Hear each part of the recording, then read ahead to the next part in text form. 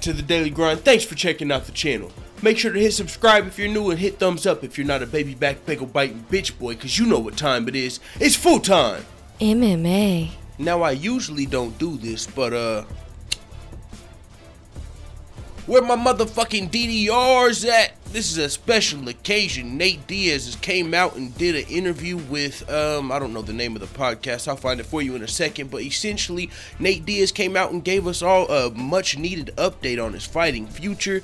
He let us know what's going on. His next fight, you know, if we all know Nate Diaz's last tweet said, "See all you motherfuckers, I got a title. The UFC's offered me a title fight in every weight class, but I'm good. I'm off to another sport with the motherfucking boxing emojis." Well, now Nate Diaz is joining a podcast with, I gotta get the name of this podcast. I believe it's with Bloody Elbow, but what's the name of this podcast? In an interview, he explains, 547. No, I got the fucking name of the podcast. MMA Imports is ass for not having the name of the podcast. Okay, here it is. MMA Fighting has it. Diaz recently appeared on Outside the Box podcast on Bloody Elbow, where he suggested that his would-be rivals are simply executing the whims of the UFC as opposed to fighting for their own reasons. Now, this is what Nate Diaz had to say exactly.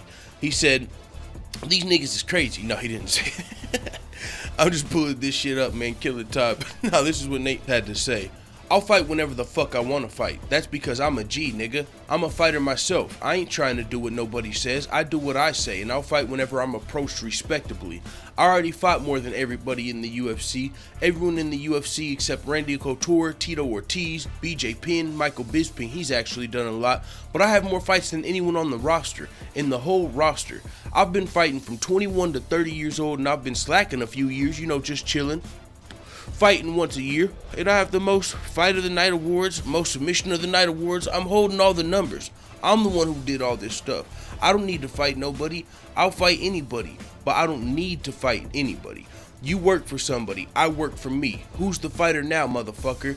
Ask nicely, motherfuckers. Ask nicely. I'm talking about the organization, the fighters, and make it a big deal, because I'm not trying to just sign a contract because it's a good idea for you guys." He made some good points. You can go listen to the full interview, as I said, but what Nate Diaz is essentially saying is, man, I'm rich, bitch.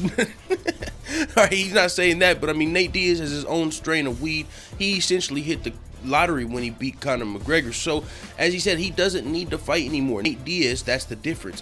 He used to need to fight. A lot of the fighters in the UFC today, they still need to fight. They haven't hit no $10 million lottery ticket. You know what I'm saying? A lot of these guys haven't even made $1 million. Whenever Nate Diaz beat Conor McGregor, he won the lottery. Whenever he fought the rematch, he even, you know, bolstered his bank account even more. He made sure he didn't need to fight that much longer. Now he's still got the Conor McGregor trilogy dangling in front of him, and so he doesn't really need to fight anybody. He is a fighter, so he will fight. But you can't just say, "Oh, all the fans want to see you fight, so get in that fucking cage." That's not going to work with Nate Diaz. He can show up to a club or a fucking weed dispensary signing and probably make as much money as some of these dudes make showing up to fight another guy in the octagon. So what makes more sense to you? Showing up and, you know, smoking with a couple of fans, you saying what up, signing a couple signatures, or going and fighting another fucking dude, you know what I'm saying, getting punched in the face, slammed on the floor, taken to Suplex City or whatever the fuck. Nate Diaz doesn't need to do that, and he's letting everybody know. And I'm actually glad he's coming out and saying this, although I think this might just be me looking too deep into it. He might be trolling a little bit here when he said now the fighters have to ask respectably, because you know what that sounds like to me? Like, what is asking Nate Diaz for a fight respectfully? Essentially, it's going to make you look like you're begging. First, he said people have to make him want to fight. And how do people do that? Talking trash. So you had people coming out and saying, "Don't be scared, homie," talking to Nate Diaz. You had people saying they'll Stockton slap the shit out of Nate Diaz, trying to get him ready for a fight. Tony Ferguson, Tyron Woodley. You had all these high-profile fights calling out Nate Diaz. And he's like, "Nah, that's still not making me excited enough." Now it's not, "You have to make me hyped to fight you or excited to fight you." It's, "You got to ask me respectably." So now what? does Tony Ferguson and Tyron Woodley have to do? Come out and say, you know, Nate Diaz, I respect everything you've done for the sport. I would really like to get in there with you. That's going to make him look like some bagel. God damn, I'm high. That's going to make him look like some baby back bagel biting bitch boys if they come out first talking about I'll Stockton slap the shit out of you and now can I please have a fight?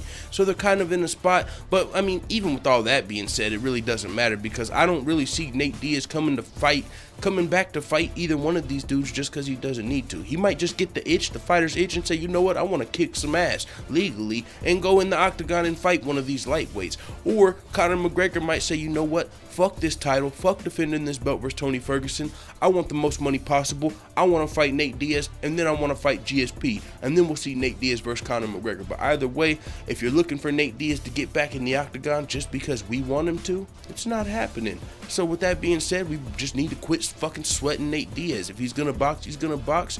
It is what it is. He's not gonna come back as much as we fucking talk about it. And I guess someone asked him respectfully. No, unless fucking Conor McGregor calls his name. That's what I'm thinking. But with that being said, it is what it is, man. Let the full-time family know what you think in the comments. I'm out.